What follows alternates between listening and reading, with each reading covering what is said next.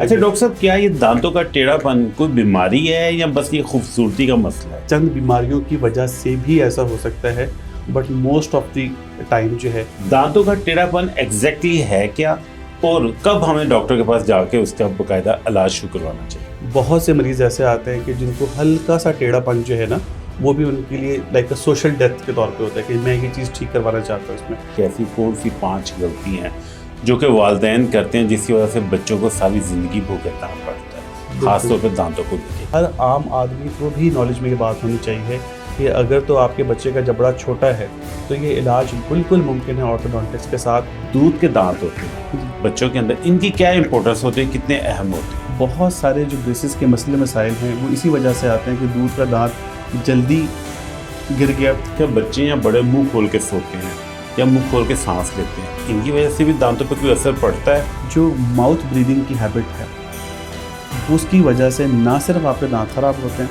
अच्छा डॉक्टर साहब, ये जो आपकी ट्रीटमेंट चल रही होती है ब्रेसिस की या लाइनर्स की, इसके अंदर ग़िज़ा के हवाले से किस तरह का परहेज पेशेंट्स को करना चाहिए? ब्रेसिस में आप 2 किस्म की डाइट प्रोवाइड करते हैं। इस हवाले से आप क्या कहते हैं कि दांतों का कलर क्या होना चाहिए, उन्हें सफ़ेद कैसे किया जाना चाहिए? तो दांतों के टेढ़ेपन को लेके आम आवाम के अंदर किस तरह की गलतफहमियाँ पाई जाती हैं? उनको ये अंदाज़ा ही नहीं होता कि ये उनकी ज़िंदगी में कितना चेंज लेके आ सकता है। लोगों को बताया जाता है कि एक ब्लू कलर का महलूल है अपने दांतों पे लगा लें, जो कि इनफैक्ट ब्लीच होता है जी। दांतों के रंगों का और उसके एनेमल का बेड़ा गर्क कर देता है। ये किस तरह की प्रैक्टिस है, इसके क्या नुकसान आता है? जो इस किस्म की चीज़ होगी, देखिए उसका वो सिर्फ दांत पे तो एक्ट नहीं कर रही। हमारे बच्चे आज के ना इलेक्ट्रिक टूथब्रश का यूज़ करते हैं, तो आपके ख्याल में आम टूथब्रश बेहतर है, जो इलेक्ट्रिक टूथब्रश होता है वो ज़्यादा अच्छे तरीके से सफाई करता है? जाहिर बात है इलेक्ट्रिक टूथब्रश जो है ठंडा गर्म लगता है, जो सेंसिटिविटी होती है, क्या ये एक बीमारी है, और इसका अगर बीमारी है तो क्या ट्रीटमेंट होता है इसका? कि बीमारी ये क्यों होती है, अगर मसूड़े का लेवल ज़रा सा नीचे हो जाए, गम रिसेशन से कहते हैं। अताई डॉक्टर्स कोएक्स और डेंटिस्ट्री के अंदर मैंने देखा है कि कोएक्स की भरमार है। उसकी वजह यह है कि एक तो महंगी ट्रीटमेंट है, लोग जाते हैं अपने गली महल में 100-200 रुपये दे के ट्रीटमेंट करवा के आ जाते हैं। क्या इन कोएक्स के हाथ में कोई हुनर है या बस लोगों को बेवकूफ़ बना रहे हैं? अब जो अताई डॉक्टर हैं, ये जो बंदा ये सारा प्रोसेस ही यूज़ नहीं कर रहा, वो इंस्ट्रूमेंट इस्तेमाल हो उसने धो के दोबारा यूज़ कर लिया। ये सोने का दांत लगाया जाता है, इसकी क्या हकीकत है, इसके क्या बेनिफिट्स होते हैं? तो सोने का दांत अभी भी लगाया जाता है।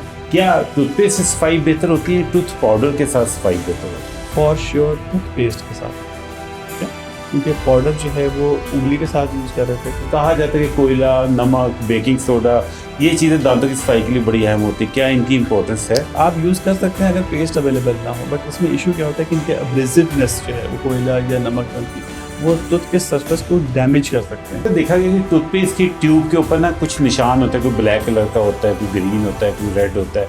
तो कहा जाता है कि जिसके ऊपर ब्लैक कलर हो, प्योर केमिकल होता है, वो नहीं यूज़ करनी चाहिए, जिसके ऊपर ग्रीन निशान हो वो यूज़ करनी चाहिए। इसमें क्या हकीकत है? बिस्मिल्लाहिर्रहमानिर्रहीम, अस्सलाम वालेकुम, मैं हूँ फ़हीम जहाँ से। हम अक्सर वो गाना सुनते हैं कि जो तुम इतना मुस्कुरा रहे हो, क्या गम है जिसको छुपा रहे हो। लेकिन क्या आप जानते हैं कि बहुत से लोग आजकल मुस्कुराते हुए घबराते हैं? वो मुस्कुराते नहीं है, उसकी वजह ये है कि उन्हें यहाँ तो ये डर होता है कि उनके दांतों का पीलापन या टेढ़ापन नुमायाँ हो जाएगा। दांतों का ये टेढ़ापन या पीलापन क्या कोई बीमारी है, कोई फैशन का मसला है, या दीगर मसाइल की निशानदही करता है? इसके अलावा सबसे इम्पोर्टेंट सवाल कि आपके जो बच्चे हैं उनको किस उम्र में ब्रेसिस लगने चाहिए। ये और इस तरह के बहुत से सवालात के जवाब देने के लिए आज हमने पाकिस्तान के मायानाज orthodontist professor doctor Ali Raza Jafri साहब को बुलाया है। Sir welcome to our show. Thank you very much, thank you very much. अच्छा सर, मुझे ये बताएं कि डेंटिस्ट और ऑर्थोडोंटिस्ट में क्या फ़र्क होता है? अच्छा, डेंटिस्ट जो है वो बेसिकली जनरल डेंटिस्ट होता है जो तमाम किस्म के प्रोसीजर्स कर रहे होते हैं, और सिंपल और सादा नौइयत के डेंटल प्रोसीजर्स करने के लिए उनकी ट्रेनिंग करवाई जाती है। ये 4 साल का कोर्स है और उसके बाद उसमें 1 साल की हाउस जॉब होती है। ऑर्थोडोंटिस्ट और क्वालिफाइड ऑर्थोडोंटिस्ट बनने के लिए 4 साल का ट्रेनिंग, स्पेशलाइज्ड ट्रेनिंग होती है, जो सिर्फ और सिर्फ ब्रेसेस और इसके साथ कुछ एसोसिएटेड और चीज़ें भी होती हैं, वो सारी चीज़ें सिखाई जाती हैं। यानी कि 4 साल की ट्रेनिंग की, FCPS की ट्रेनिंग के बाद, और उसका एक बड़ा मुश्किल इम्तहान होता है, जो सबसे मुश्किल इम्तहान FCPS का जो है वो ऑर्थोडोंटिक्स का ही है डेंटिस्ट्री में। वो पास करने के बाद एक ऑर्थोडोंटिस्ट बनता है। तो डेंटिस्ट और ऑर्थोडोंटिस्ट में फ़र्क ये है कि ये इन्होंने 4 साल की स्पेशलाइजेशन की हुई होती है सिर्फ और सिर्फ ऑर्थोडोंटिक्स में, जबकि एक जनरल डेंटिस्ट होता है उसकी 2 महीने की ट्रेनिंग होती है 2 महीने हाउस जॉब में और 2 महीने फाइनल ईयर में, और एक ऑर्थोडोंटिस्ट की 4 साल की स्पेशलाइजेशन है इस सब्जेक्ट में। अच्छा, जैसे ऑर्थोडोंटिस्ट वर्ड है, ऑर्थो का मतलब होता है सीधा करना, डेंटिस्ट का मतलब होता है दांत। डोंटिक्स दांत, पाकिस्तानी वहाँ तो सीधी नहीं, लेकिन आप लोगों के दांत सीधे कर देते हैं। हाँ जी, एग्जैक्टली। अच्छा डॉक्टर साहब, क्या ये दांतों का टेढ़ापन कोई बीमारी है या बस ये खूबसूरती का मसला है? अच्छा, ये चंद बीमारियों की वजह से भी ऐसा हो सकता है, but most of the time जो है इसकी जो कॉज है वो हम at the time of adulthood, जवान होने के बाद एग्जैक्ट कॉज हम नहीं बता सकते, या सिर्फ चंद चीज़ों में हमसे कॉज एग्जैक्ट बताई जा सकती है। बहुत सारी वजूहात की वजह से होते हैं, कुछ जेनेटिक मसले हैं, लेकिन जो चीज़ हम एड्रेस कर सकते हैं, बहुत सी ऐसी आदत हैं जैसे अंगूठा मुंह में लेना, या सिर्फ और सिर्फ मुंह से सांस लेना, नाक से सांस ना ली जाए, माउथ ब्रीदिंग जिसको कहते हैं, उसकी वजह से भी चेहरा ख़राब होना शुरू हो जाता है और दांत ख़राब होना शुरू हो जाते हैं। और कुछ दूध के दांतों को जल्दी निकलवा देना। जब बच्चा बड़ा हो जाता है तो हम एग्जैक्ट कॉज को नहीं बता सकते, लेकिन मिक्स्ड डेंटिशन का मतलब होता है 6 साल से लेकर 12 साल की एज के दरमियान, जब दूध के दांत भी होते हैं और परमानेंट दांत भी होते हैं, तो उसको हम कहते हैं मिक्स्ड डेंटिशन। उस टाइम पर आपको अपने ऑर्थोडोंटिस्ट को चेक करवाना चाहिए, ताकि कोई डेवलपिंग प्रॉब्लम, कोई चीज़ मसला बन रहा है तो उसको बिल्कुल टाइम पे डायग्नोस किया जा सके। अगर आप 15 साल या 16 साल के हो गए हैं तो इस चीज़ को डायग्नोस करना कि जी 6 साल में क्या हुआ था, 8 साल में क्या हुआ था, या 10 साल में क्या हुआ था, ये बड़ा मुश्किल हो जाता है।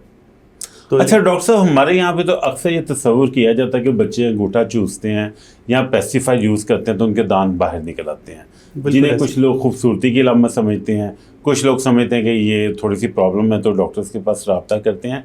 दांतों का टेढ़ापन एग्जैक्टली है क्या, और कब हमें डॉक्टर के पास जाके उसका बाकायदा इलाज शुरू करवाना चाहिए? ओके जी, कब जाना चाहिए, ये स्टार्ट होता है 7 साल की एज। 7 साल में ब्रेसिस के हवाले स्पेशलिस्ट को आपको चेक करवाना चाहिए कि कोई डेवलपिंग प्रॉब्लम हो रही है या नहीं हो रही। अच्छा, आपका जो सवाल है दिस इज़ हाईली सब्जेक्टिव। बहुत से मरीज़ ऐसे आते हैं कि जिनको हल्का सा टेढ़ापन जो है ना, वो भी उनके लिए लाइक अ सोशल डेथ के तौर पे होता है कि मैं ये चीज़ ठीक करवाना चाहता हूँ इसमें। तो जब एक कॉस्मेटिक ट्रीटमेंट है तो इसमें पेशेंट का इनपुट बहुत ज़रूरी है।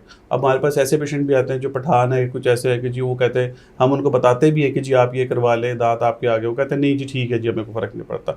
तो दिस इज़ हाईली रिलेटिव कि देखें कि मरीज़ की रिक्वायरमेंट क्या है, कि वो क्या चाहता है। समटाइम उनकी जो डिमांड है वो बड़ी अनरियलिस्टिक भी होती हैं कि हम इसको इस तरह से करवा लें, पीछे करवा लें। अब दांतों को आगे या पीछे करना ये सिर्फ उन टीथ की पोजीशन पर डिपेंड नहीं करता, वो डिपेंड करता है with reference to the face. यानी कि दांत पीछे करने की सूरत में कहीं ऐसा तो नहीं कि आपकी नाक ज़्यादा प्रोमिनेंट होना शुरू हो जाए। बिल्कुल बेसिक सी बात है कि आपके जो होंठ हैं वो बिल्कुल एक पर्दे की तरह है दांतों के ऊपर। जब दांत हम पीछे की तरफ लेके जाते हैं तो आपको ऊपर वाला होंठ भी पीछे की तरफ जाएगा। जब ऊपर वाला होंठ पीछे की तरफ जाएगा तो नाक के खदो खाल जो हैं वो ज़्यादा नुमायाँ होना शुरू हो जाते हैं चेहरे की चीज़ें पे। अब इस वक्त आजकल क्या चलता है कि लिप फिलर्स हम यूज़ करते हैं कि ताकि लिप की फुलनेस ज़्यादा हो और नोज़ की प्रोमिनेंस ज़रा कम हो जाए। दूसरा इसका एक मेथड क्या है कि हम दांतों की पोजीशन को भी आगे पीछे करके इस तरीके से उसको एडजस्ट कर लेते हैं कि होंठ की पोजीशन को, क्योंकि होंठ तो रखे हुए दांतों के ऊपर, जब दांतों को आगे करेंगे तो होंठ की पोजीशन भी चेंज होगी। तो ये हर केस में जो है वो एक इंडिविजुअल केस है और हमें देखना पड़ता है चेहरे की तस्वीरें लेने के बाद, दांतों की तस्वीरें लेने के बाद कि, और समटाइम एक्सरे भी करवाने होते हैं, साइड व्यू से एक्सरे करके ऐसे करके पूरी एनालिसिस के बाद हम डिसाइड करते हैं कि हमने उस दांत की पोजीशन को किस जगह पे रखना है। इसीलिए ये इतना एक कॉम्प्लिकेटेड सा सब्जेक्ट है ट्रीटमेंट प्लानिंग और डायग्नोसिस वाला, कि हर सिंपल जनरल डेंटिस्ट ब्रेसिस का ट्रीटमेंट के लिए फुली ट्रेंड नहीं होते। उसके लिए एक ऑर्थोडोंटिस्ट स्पेशलिस्ट की ज़रूरत ही है, ताकि ना सिर्फ वो दांतों की पोजीशन को चेंज करे बल्कि उसकी पोजीशन को ऐसे लेके आए कि पता चले कि वो दांतों की पोजीशन चेहरे, होंठों और पेशेंट के लिए बेस्ट पोजीशन उसकी क्या है, वो हमें प्रॉपर डायग्नोज करना पड़ता है। अच्छा डॉक्टर साहब, मैं अपने व्यूअर्स के लिए आगे आपसे ख़ास तौर पे ये सवाल पूछूंगा कि ऐसी कौन सी 5 गलती हैं जो कि वालिदैन करते हैं जिसकी वजह से बच्चों को सारी ज़िंदगी भुगतना पड़ता है, ख़ास तौर पे दांतों को लेके। लेकिन पहले मुझे आप ये बताएं कि जो इतनी मुश्किल आपने फील्ड अडॉप्ट की है, ये क्या आप इत्तफाकन इसमें आ गए या कोई प्लान करके आए या कोई ऐसा वाक़या हुआ कि आप ऑर्थोडोंटिस्ट बन गए? अच्छा जी, अच्छा ये ना it is not only the money, कि जिसके साथ हम देखते हैं कि this is very rewarding, this is very expensive procedure, ये पूरी बंदे की ज़िंदगी की ट्रांसफॉर्मेशन होती है। जब हमारी रोटेशंस होती थी फाइनल ईयर में और हाउस जॉब में, तो वो जो ट्रांसफॉर्मेशन में देखता था ना, कि वो बंदे की ज़िंदगी बदल के रख देती हैं। एक पेशेंट आता है जिसके दांत बहुत ज़्यादा बाहर की तरफ है, वो आपने देखा होगा जी ऐसे रख के लड़कियाँ हाथ से स्माइल कर रही होती हैं, उससे हाथों से अपनी स्माइल छुपाने से लेकर के खुल के हंसने, और जिसमें आप अपने दांत को शो कर रहे होते हैं, being a very confident on smile, ये बड़ी ड्रामेटिक ट्रांसफॉर्मेशन होती है। बल्कि ऑर्थोडोंटिक की स्पेशल में इसको ज़रा वाज़े कर दूं कि it's not about the braces, कि जिसके साथ हम दांतों की पोजीशन को चेंज करते हैं। इसमें हम अगर डेवलपिंग एज में प्रॉपर टाइम पे हमें ट्रीट करने का मौका मिल जाए, तो हमारी स्पेशलिटी का एक पार्ट ये भी है कि जिसमें कि नीचे वाला जबड़ा, जिसे मैंडिबल कहा जाता है, और ऊपर वाले जबड़े की ग्रोथ को भी मॉडिफाई कर देते हैं। सिंपल सा कॉन्सेप्ट है कि जी हमारे दांत लगे हुए हड्डी के अंदर, तो हमारे पास दो तरीके हैं, या तो हम दांतों की पोजीशन को चेंज करें या हम हड्डी की पोजीशन को चेंज कर देते हैं। अगर आपका ये जबड़ा छोटा है तो बहुत बड़ी, जो आपने सवाल पूछा कि जी कौन सी चीज़ों को पेरेंट्स को पता होना चाहिए, तो मेरे ख्याल से हर आम आदमी को भी नॉलेज में ये बात होनी चाहिए कि अगर तो आपके बच्चे का जबड़ा छोटा है तो ये इलाज बिल्कुल मुमकिन है ऑर्थोडोंटिक्स के साथ, कि हम नीचे वाली हड्डी की ग्रोथ को बढ़ा लें, बजाय ये कि हम नीचे के दांत आगे लेके आएँ, हम पूरा का पूरा जबड़ा ही ग्रो करवा के आगे ले आते हैं। जैसे कि सादा मिसाल है, आप जिम जाएँ बच्चा, तो जिम में आप बाइसेप ट्राइसेप की अगर आप सिर्फ एक्सरसाइज करते रहें तो क्या होगा कि आपके वो मसल फूल जाएंगी, वो हड्डी ज़्यादा स्ट्रांग हो जाएगी। इसी तरह अगर हमारे पास सही वक्त पे एक बच्चा आ जाता है जब उसकी ग्रोथ हो रही है, तो हम उसको ऐसी अप्लाइंसेस दे देते हैं जो उसके जबड़े को मुसलसल आगे करके रखते हैं। अब एक अप्लाइंस पहनने के बाद एक बच्चा जबड़ा आगे करके रख रहा है ऐसे करके, तो उसका क्या हुआ कि ये वाला जॉइंट, इस तरह हमारे घुटनों के जॉइंट, इस वजह तो हमारा ये जॉइंट जिसको हम टेम्पोरोमैंडिबल जॉइंट भी कहते हैं, TMJ, ये इस तरीके से रीमॉडल, यानी इस तरीके से एडजस्ट होना शुरू हो जाता है कि वो नीचे वाली हड्डी ही बढ़ जाती है। तो जो दांतों की पोजीशन हमने दांत आगे करके हासिल करनी थी, वो पूरा का पूरा जबड़े की पोजीशन ही हम चेंज कर लेते हैं। बट सबसे इंपॉर्टेंट चीज़ उसमें क्या है कि परफेक्ट टाइमिंग। फॉर एग्जांपल लड़कियों के लिए इसका परफेक्ट टाइम है 11 से 13 साल की एज। अब एक बच्ची आती है मेरे पास 14 साल या 15 साल की उम्र में, तो मुझे बड़ा अफसोस होता है कि मेरे किसी स्टूडेंट ने या किसी जनरल डेंटिस्ट ने ये चीज़ ओवरलुक कर दी, या पेशेंट ही मेरे पास बड़ा लेट रिपोर्ट किया कि अब वो चीज़ जो है वो हम ग्रोथ मॉडिफिकेशन, यानी कि जबड़े की ग्रोथ को बढ़ा के अब हम नहीं कर सकते, वो अब हमें किसी और तरीके से उसको करना पड़ेगा। अच्छा डॉक्टर साहब, ये तो आप जनरल पब्लिक के लिए बात करें, लेकिन आजकल जो हमारे स्टूडेंट्स हैं जो मुस्तकबिल के डॉक्टर बनना चाह रहे हैं, MBBS में बहुत कंपटीशन हो गया है, बहुत सैचुरेशन हो गई है, वो लोग जब डेंटिस्ट्री की फील्ड की तरफ आते हैं तो उन्हें क्या चैलेंजेस का सामना करना पड़ता है और उन्हें कौन सी फील्ड सेलेक्ट करनी चाहिए, उनके लिए आप क्या गाइडेंस देंगे? ओके जी, फील्ड सिलेक्शन में बहुत सी इसमें इस टॉपिक पर बात होती है। सबसे बड़ी फील्ड सेलेक्ट करनी चाहिए जिसमें आपका इंटरेस्ट है, आप क्या करना चाहते हैं, ठीक है ना। बहुत सारे पैरामीटर्स हैं फील्ड सेलेक्ट करने के लिए, जिसमें सबसे ज़्यादा दिल आपका लगता है वही फील्ड आपके लिए सबसे बेस्ट है। अगर आप रिवॉर्डिंग वाइज देखें तो ओरल एंड मैक्सिलोफेशियल सर्जरी बहुत अच्छी स्पेशलिटी है, कैंसर ट्रीटमेंट को वो देख रहे होते हैं। अगर हम पैसों के हिसाब से देखा जाए कि किस में सबसे ज़्यादा पैसे कमा सकते हैं, तो वो इम्प्लांट सर्जरी उसमें। लेकिन मेरा हमेशा एडवाइस की होती है अपने स्टूडेंट्स को कि जिसमें आपका इंटरेस्ट है, क्योंकि देखें ना, ये वो स्पेशलिटी है, ये वो काम है जो दिन में आपने 8 से 10 घंटे करना है। तो जिस काम में आपका 10 घंटे दिल लगेगा, अगर आपको पढ़ाने में दिल लगता है तो पढ़ाने में, ये कासिम अली शाह ने बड़ा अच्छा इसमें वीडियो में एक्सप्लेन किया हुआ था कि जी आपको कैसे पता चलेगा कि जी आप इसमें फिट हैं या नहीं। तो जो काम आप करते हुए थकेंगे नहीं, जिसमें आपका दिल लगता है, बस वही आपको अडॉप्ट करना चाहिए। अच्छा डॉक्टर साहब, दांतों के टेढ़ेपन को लेके आम आवाम के अंदर किस तरह की गलतफहमियां पाई जाती हैं? अच्छा जी, बहुत से लोग ये समझते हैं कि इसका ट्रीटमेंट की ज़रूरत ही नहीं है, मतलब टेढ़ापन जो है, और उनको ये अंदाज़ा ही नहीं होता कि ये उनकी ज़िंदगी में कितना चेंज लेके आ सकता है, कि वो अपने लाइफस्टाइल उसके साथ आदी हो चुके होते हैं। फिर दूसरी बात है कि बच्चों को इस एज में ना लेके जाना जब उसका परफेक्ट टाइम है, ठीक है ना। हमारे यहाँ बहुत बड़ी गलती जो पाई जाती है वो ये है कि अगर दर्द नहीं है तो डॉक्टर के पास जाने की ज़रूरत ही नहीं है। अगर मैं एक मोस्ट इम्पॉर्टेंट मैसेज अगर इस पॉडकास्ट में दूं, वो ये है कि हर 6 महीने के बाद अपने बच्चे को डॉक्टर के पास लेके जाएं, और जब डॉक्टर आपको रेफ़र करे स्पेशलिस्ट के पास कि जिसको ऑर्थोडोंटिस्ट को चेक करवा ले, तो उसको करवा ले। ज़रूरी नहीं है कि जब आपको दर्द स्टार्ट हो तो ही आप डॉक्टर के पास जाएं, या जब आपकी बच्ची 12-13 साल की हो जाए और ज़्यादा बड़े हो गए तो आप उसको ट्रीटमेंट करवाने लेके जा रहे हैं। अगर हम उसको पहले उस चीज़ को डायग्नोज कर लेंगे और पहले उसको पकड़ लेंगे तो उसका हमें फ़ायदा क्या होगा कि इलाज का दौरानिया भी कम हो जाएगा और हमें एक कॉम्प्लेक्स सूरत हाल का चैलेंज से हैंडल करनी पड़ेगी। आप सादा ज़बान में कह लें तो सॉफ्ट टारगेट हमें हैंडल करना पड़ेगा। बहुत से 8 से 9 साल के, मेरा जो सबसे ज़्यादा इंटरेस्ट होता है पेशेंट को ट्रीट करने में, कि जिसमें मुझे कम से कम मेहनत करनी पड़े, पेशेंट के चक्कर कम से कम लगें, और जब पेशेंट आए तो उसका दौरानिया ट्रीटमेंट का भी कम से कम हो, और जिसको कहते हैं इंटरसेप्टिव ऑर्थोडोंटिक। इंटरसेप्टिव सबसे मुझे पसंद है वो 6 साल से 12 साल के दरमियान में, जहाँ पर हम कुछ ऐसे प्रोसीजर्स करते हैं, कोई हैबिट ब्रेकर लगा दिया, किसी बच्चे के दांत निकाल दिया, कुछ इस तरीके से एडजस्टमेंट कर देते हैं कि या तो उसको ब्रेसेस की ज़रूरत ही पेश नहीं आती, या अगर हम उसका ट्रीटमेंट करें भी तो बहुत छोटा ट्रीटमेंट होता है क्योंकि हमने पहले ही उसको डायग्नोज कर लिया हुआ होता है। तो आप ये कहें कि जी क्या पेरेंट्स को देखना चाहिए, आप चुप करके ना हर 6 महीने के बाद अगर आपके बच्चे को दर्द है या नहीं, आप टाइम निकाल के जाएं, डॉक्टर को चेक करवाएं। ये हैबिट आपको बहुत एक्सपेंसिव प्रोसीजर्स के साथ आप बचा लेगी। फॉर एग्जांपल आपको छोटी सी फिलिंग होने वाली है, अब आप फिलिंग को डिले करेंगे तो क्या होगा, वो आहिस्ता आहिस्ता कीड़ा जो है कीरीज बढ़ती जाएगी और नीचे वाले टूथ स्ट्रक्चर को इन्वॉल्व कर लेगी। फिर जब पेन स्टार्ट हो जाएगा, अब पेन स्टार्ट हुआ है तो उस दिन आप चले जाएंगे तो सिचुएशन और होगी, उसी पेन को लेके आप पैनाडोल खा ली, एंटीबायोटिक खुद से खा ली, सेल्फ मेडिकेशन करते रहे, हफ्ता 10 दिन आपने गुजार लिया, तो वो सिचुएशन उसमें रूट नाल की कामयाबी के चांसेस भी कम हो गए। बहुत से लोग उसको भी टोटके करके, तो जो टोटके वाला मामला है ना, आपने स्टार्ट में भी सवाल ही पूछा था कि टोटके बताएं, मैं इसके बड़ा अगेंस्ट हूँ। टोटके मतलब क्या है कि आपने सेल्फ मेडिकेशन कर ली तो फिर फ़ायदा क्या है, तो ये तो मैं कोई 10-12 टोटकों के आप वीडियोस बना ले कि दांत में दर्द हो तो ये कर ले वो कर ले, तो मसला ही आसान हो गया। तो 5 साल के वीडियोस की ज़रूरत ही क्या है।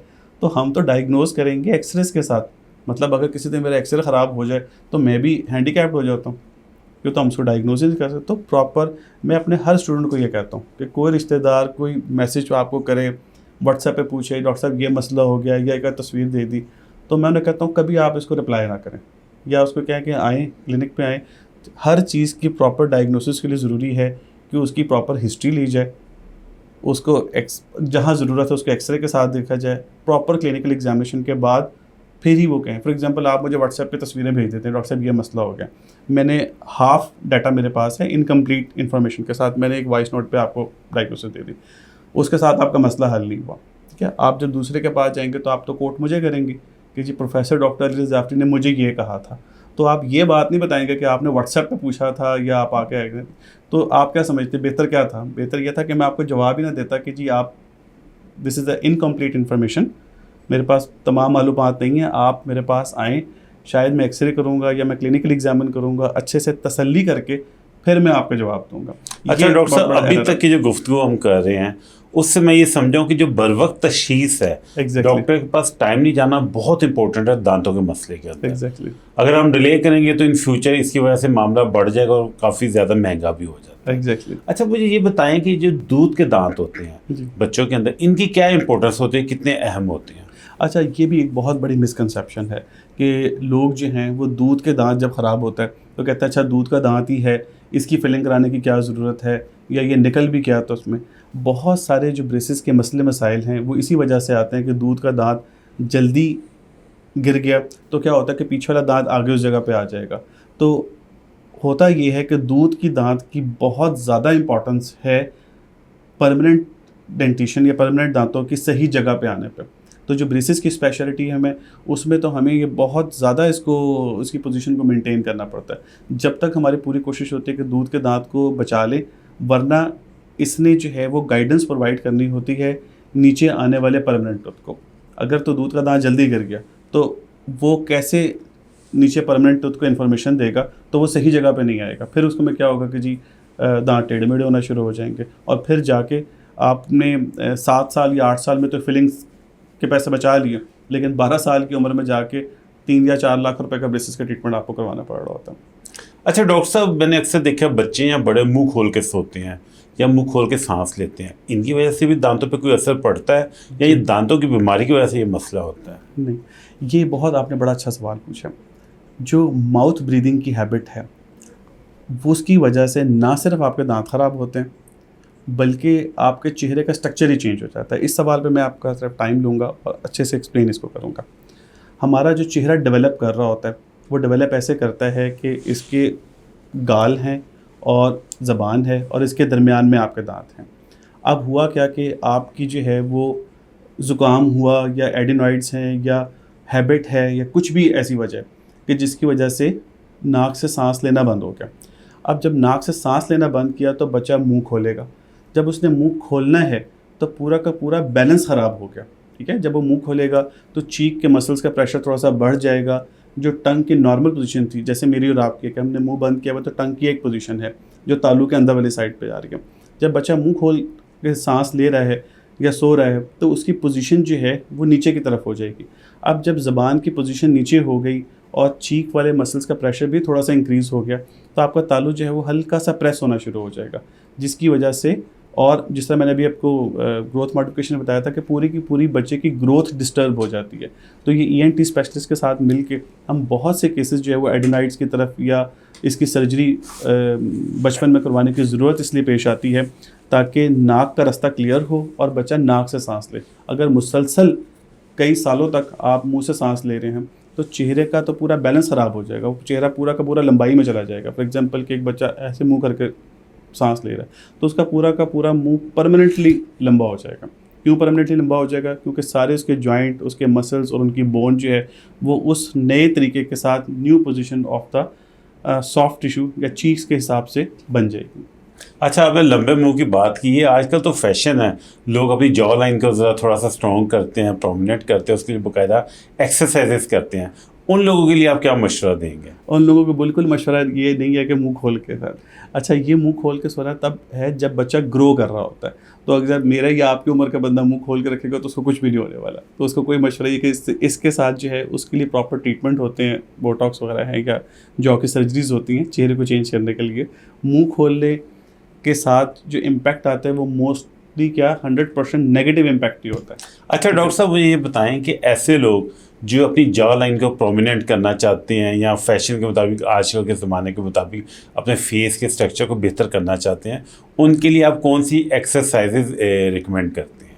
ठीक है, अच्छा, एक्सरसाइजेस के साथ ना बहुत ज़्यादा इम्पैक्ट फेस पे आएगा नहीं। ठीक है, क्योंकि एक्सरसाइज के साथ जो आप एक्सपेक्ट कर रहे हैं ना कि जॉ लाइन चेंज हो जाएगी, तो उसके लिए या तो आप दिन के 6-6, 8-8 घंटे उसके ऊपर फोर्स लगा कर रखें। द सिंपल आंसर इज़ कि एक्सरसाइज करने के साथ आपके चेहरे के ऊपर, अगर आप 18 साल से 16 साल से ज़्यादा हो चुके हुए तो चेहरे के ऊपर कोई ख़ास फ़र्क नहीं पड़ने वाला। इवन के जो अंगूठा चूसने वाली जो हैबिट है ये भी असर तब करती है या इसके नेगेटिव इम्पैक्ट तब आते हैं जब ये 5 से 6 घंटे से ज़्यादा बच्चा अंगूठा चूस रहा है। अगर तो बिल्कुल ओकेजनली कर रहा है कि जी दिन में, सादा ज़बान में कहूँ कि 1-2 घंटे के लिए या 3 घंटे के लिए भी बच्चा अंगूठा चूस रहा है तो भी उसका इम्पैक्ट नहीं होगा। This is very important point. ज़्यादा इफेक्ट तब आएगा जब 5 से 6 घंटे से ज़्यादा, और अगर बच्चा 4 साल है, 3 साल का है, तब भी अंगूठा चूसने का जो फ़र्क होगा वो रिवर्स हो जाएगा, तब भी इतनी कोई परेशानी वाली बात नहीं है। अच्छा डॉक्टर साहब, आजकल सोशल मीडिया का ज़माना है, हर चीज़ सोशल मीडिया पर शिफ्ट हो रही है। लोगों ने अपनी रील्स बनानी होती हैं, उन्होंने अपनी स्ट्रीक्स भेजनी होती हैं। ये जो सोशल मीडिया की हैबिट्स हैं, क्या ये बच्चों के दांतों को भी मुतासिर कर रही हैं?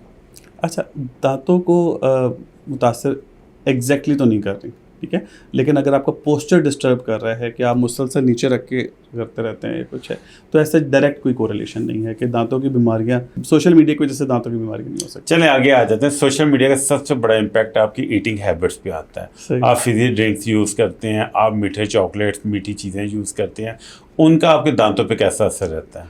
अच्छा, बिल्कुल, दांतों पे ना 2 तरह से उसका असर पड़ेगा। एक तो फिजी ड्रिंक में एसिडिटी होती है, वो ज़्यादा pH उसकी कम होने की वजह से वो ज़्यादा एसिडिक होता है, तो एसिडिक चीज़ें जो है वो एनामल को डैमेज करती हैं।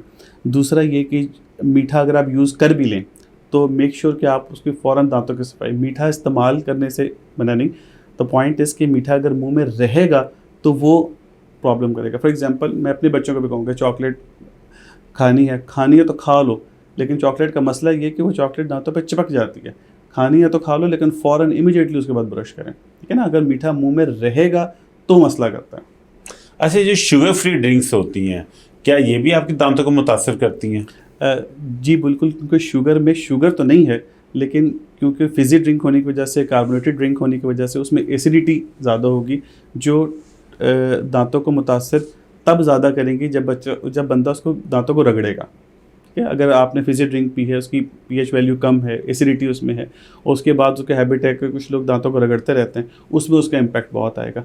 अगर आपने फिज़ी ड्रिंक पीनी ही है और एसिडिटी उसमें हो गई है तो फ़ौरन से उसके बाद कुल्ली कर लें या सादा पानी पी लीजिए, उसका ऊपर इम्पैक्ट नहीं होगा। तो मैं आपको एक गुड न्यूज़ ही दे रहा हूँ, मीठा खाना है तो खा लें, फ़ौरन ब्रश कर लें, फिज़ी ड्रिंक पीनी है तो पी लें, लेकिन उसके बाद फ़ौरन कुल्ली कर लें या पानी पी लें, ताकि वो चीज़ ना एसिडिक ड्रिंक वहाँ पे रहे, ना मीठा मुंह में रहे। तो इन जनरली जो लोग दांत साफ़ नहीं कर सकते या फिज़ी ड्रिंक के बाद वो नहीं कर सकता, तो फिर उसमें उनको मना करते हैं, लेकिन अदरवाइज़ वो खा लें। अच्छा डॉक्टर साहब, मैंने आगे आपसे गाइडलाइन लेनी है दांतों के कलर और दांतों के कीड़े के हवाले से। ये पहले मुझे आप ये बताएं कि जो ब्रेसिस होते हैं और अलाइनर्स होते हैं, इनमें क्या फ़र्क होता है? जी, ब्रेसिस जो हैं वो एक मेटल या सिरेमिक का तो स्ट्रक्चर के ऊपर चिपका दिया जाता है, और ये ब्रेसिस, जैसे ब्रेसिस का मतलब ही क्या होता है, बांध के रखना। ठीक है, तो वो सारे दांतों को बांध देते हैं, उसके अंदर डिफरेंट किस्म की वायरस डाली जाती हैं और उसकी हर महीने बुला के एडजस्टमेंट की जाती है। ये जो अलाइनर है ये बहुत जदीद तरीका इलाज है, मेरी अपनी कंपनी भी है, मैं दिन रात इसी फील्ड में R&D करता हूँ और रिसर्च एंड डेवलपमेंट का विंग मैं देखता हूँ। और ये एक बहुत जदीद तरीका इलाज है जिसमें कि कंप्यूटर के साथ सारा ट्रीटमेंट हो रहा होता है, और पेशेंट के पॉइंट ऑफ व्यू से सबसे अच्छी बात ये कि this is like absolutely invisible. मैंने और अगर आपने अलाइनर लगाए हुए हैं तो आपको पता ही नहीं चलेगा कि मैंने कुछ भी। तो वो तमाम लोग जो मीडिया इंडस्ट्री से हैं या ये चाहते हैं कि किसी को पता ही ना चले कि उनका ब्रेसिस कि उनका ऑर्थोडोंटिक ट्रीटमेंट हो रहा है और उनके दांतों की पोजीशन चेंज हो रही है, बहुत से सोशल मीडिया के लोग, एक्ट्रेसेस वगैरह, तो उनको तो हाईली सजेस्ट कि वो अलाइनर से ट्रीटमेंट करवाएं क्योंकि ये इनविजिबल है। अब दूसरी अच्छी बात यह है कि सारा ट्रीटमेंट जो है वो कंप्यूटर से डिज़ाइन हो रहा होता है, मैनुअल इसमें चीज़ें, क्योंकि वैसे आप 1 महीने के बाद डॉक्टर के पास जाएँ तो वो अपनी समझ बूझ के हिसाब से उसको एडजस्ट कर रहे होते हैं। उसमें कोई अनाड़ी डॉक्टर भी हो सकता है, कोई कम एक्सपीरियंस का भी हो सकता है, कोई ताई डॉक्टर भी हो सकता है। लेकिन अलाइनर्स में अच्छी बात यह कि एक दफ़ा वो इंट्राऑरल स्कैन करते हैं, मुँह का साइज़ देखे कंपनी के पास चला जाएगा, और वो लोग कंप्यूटर पर उसको प्लान कर रहे होते हैं। तो उसमें जड़ का रिजॉर्व हो जाना या कॉम्प्लिकेशंस या इन चीज़ों की चांसेस बहुत कम होते हैं, क्योंकि अगर वहाँ पे कंप्यूटर पे कोई बहुत एक्सपर्ट नहीं भी है तो वो सॉफ्टवेयर इस तरह से बिल्ट इन है कि वो दांतों की पोजीशन को चेंज कर रहा है। आपने बस सिर्फ हर हफ्ते बाद या 10 दिन के बाद अपना लाइनर चेंज करना है, और वो कंप्यूटर प्रोग्राम तरीके के साथ हो रहा होता है। आजकल तो ये बहुत इन है, and I would suggest this is the future of the orthodontics. जो ब्रेसिस के हैं वो आहिस्ता आहिस्ता ऑब्सोलीट होते चले जा रहे हैं, और बहुत से लोगों की डिमांड जो है वो अब अलाइनर्स के। लेकिन इसकी लिमिटेशंस भी कुछ हैं। लिमिटेशंस उसकी ये हैं कि वो the patient has to be very serious about the treatment. ठीक है, या ऐसे बच्चे जो शुगलियाँ हैं जिनको जो प्रॉपर ख़ुद से इलाज नहीं करवाना चाह रहे, माँ बाप के कहने पे ट्रीटमेंट स्टार्ट कर रहे हैं, तो वो तो पहनेंगे ही नहीं। एक चीज़ जो है ही रिमूवेबल कि उतार के रखी तो वो आपके पॉकेट में तो अलाइनर काम नहीं करेगा, जब वो काम उससे तभी करना जब आपके मुँह में लगा हुआ है। तो ये सारे की सारी जिम्मेदारी जो है ना वो पेशेंट के ऊपर आ जाती है कि he had need to be very serious about the treatment. अच्छा डॉक्टर साहब, ये जो आपकी ट्रीटमेंट चल रही होती है ब्रेसिस की या अलाइनर्स की, इसके अंदर ग़िज़ा के हवाले से किस तरह का परहेज़ पेशेंट्स को करना चाहिए? अच्छा, पहले ब्रेसिस पे आ जाते हैं, फिर अलाइनर पे आते हैं।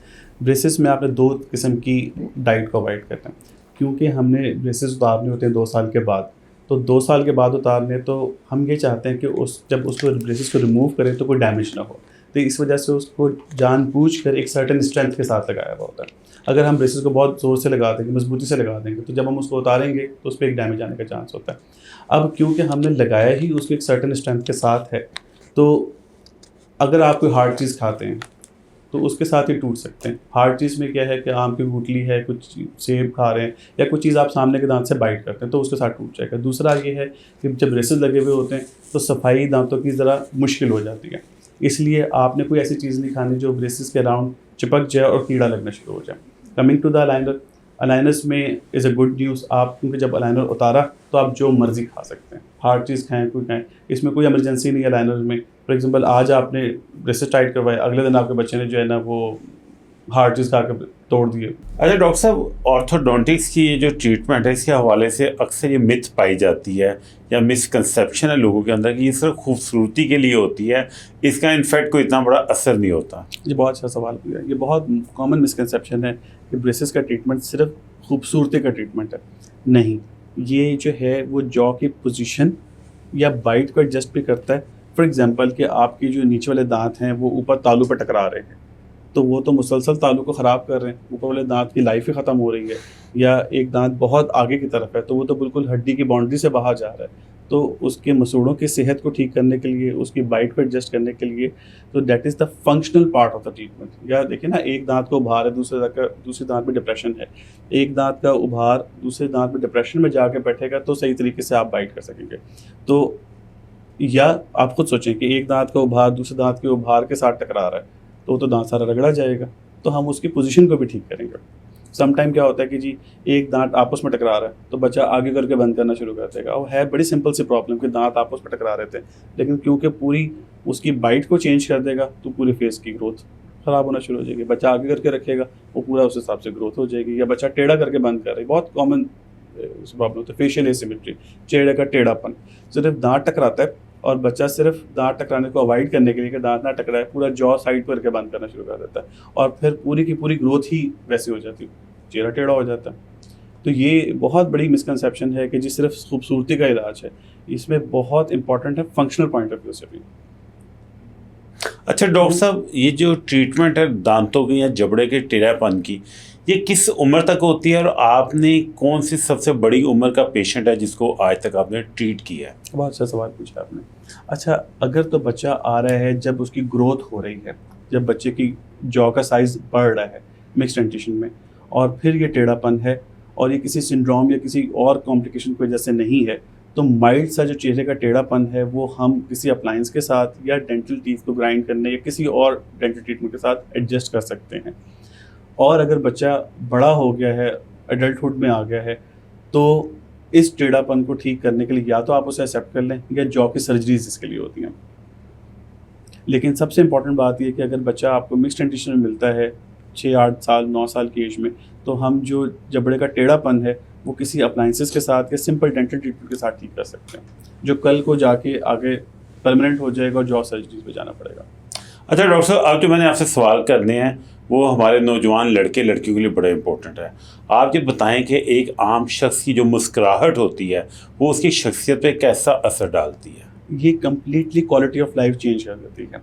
बहुत सी लोग जो हैं वो साइकोलॉजिकल डिप्रेशन में, बच्चों की शादियां नहीं हो रही होती हैं क्योंकि, और वो एक डिप्रेशन, आप खुद सोचें एक बंदा हंसते हुए अपना हाथ रख ले वो पूरा कॉन्फिडेंस लूज़ कर देता है, ठीक है, और दूसरी तरफ एक उसकी ऐसी स्माइल है कि जिसमें उसका मुस्कुरा के दांत दिखाने का दिल करे, तो ये पूरी क्वालिटी ऑफ लाइफ चेंज कर देती है। जैसे बड़ी सिंपल सी बात है, आप एक जॉब इंटरव्यू के लिए जाते हैं तो आपके बैठने से पहले वो आपको हुलिया देखते हैं, आपकी प्रेजेंटेशन देखते हैं, आपका फर्स्ट इम्पैक्ट को देखते हैं। जब आप बात करना स्टार्ट करते हैं, बोलना शुरू करते हैं, तो वो आपके दांतों को देखते हैं।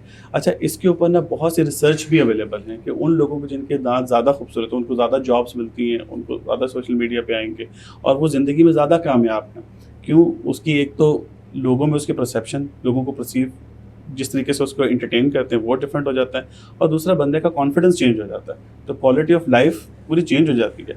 मतलब मेरा एक्सपीरियंस है कि बच्चियाँ, मतलब हम जब इलाज के बाद ख़त्म किया तो कहते हैं वो तो रो रहे होते हैं, आंसू सुन, जिसे very rewarding for the operator की उनकी पूरी ज़िंदगी चेंज हो जाती है इसके साथ। अच्छा डॉक्टर साहब, मुझे बताएं कि अक्सर बच्चे जो होते हैं वो सोते हुए या बड़े भी होते हैं अपने दांतों को पीसते हैं जी, वो क्या बीमारी होती है, इसके क्या नुकसान हो सकते हैं, इसकी ट्रीटमेंट क्या होती है? अच्छा, ये एक आदत होती है जिसे ब्रुक्सिज्म कहते हैं, ठीक है, क्योंकि वो सोते में है तो वो किसी टेंशन या डिप्रेशन या किसी साइकोलॉजिकल इम्पैक्ट में वो ज़्यादा होना शुरू हो जाता है। इवन कि सोने के अलावा भी अगर आप किसी डिप्रेशन का शिकार हो रहे हैं कुछ है, तो उनकी आदत बन जाती है दांतों को रगड़ने की। आप डॉक्टर को चेक करवाएंगे, उसमें क्या होता है कि दांतों की जो चबाने वाली सर्फेसेस है वो घिसना शुरू हो जाती हैं, और इसका इलाज ये है कि नाइट गार्ड रात को पहनने के लिए या स्प्लिंट उनको दिन में पहनने के लिए दिए जाते हैं, जो दांतों के सर्फेस के ऊपर आ जाते हैं, बिल्कुल अलाइनर की तरह ही होते हैं, और वो तो किस सर्फेस, चबाने वाली सर्फेस को बचा लेते हैं ऊपर वाले दांतों से। रोक तो आप सकते नहीं क्योंकि सोते में वो कर रहा है, या डिप्रेशन है तो डिप्रेशन के इलाज उसमें जाएँ, लेकिन हम तुथ के ऊपर जो उसके साइड इफेक्ट या डैमेज आ रहे हैं उसको बचा सकते हैं। अच्छा डॉक्टर साहब, मैं ना सबसे बड़े मिसकंसेप्शन की तरफ आ रहा हूँ दांतों के रंग के हवाले से। आम तौर पर कॉन्सेप्ट ये है कि दांत सफ़ेद और चमकदार होने चाहिए, जो कि अक्सर लोगों के नहीं होते। मैंने जो स्टडी किया है कि दांतों का कलर आपकी बोन के कलर के मुताबिक होता है, तो लोग अक्सर दांत सफ़ेद करने के चक्कर में दांतों के एनेमल का या दांतों का ही बेड़ा गर्क कर बैठते हैं। Exactly. इस हवाले से आप क्या कहते हैं कि दांतों का कलर क्या होना चाहिए, उन्हें सफ़ेद कैसे किया जाना चाहिए?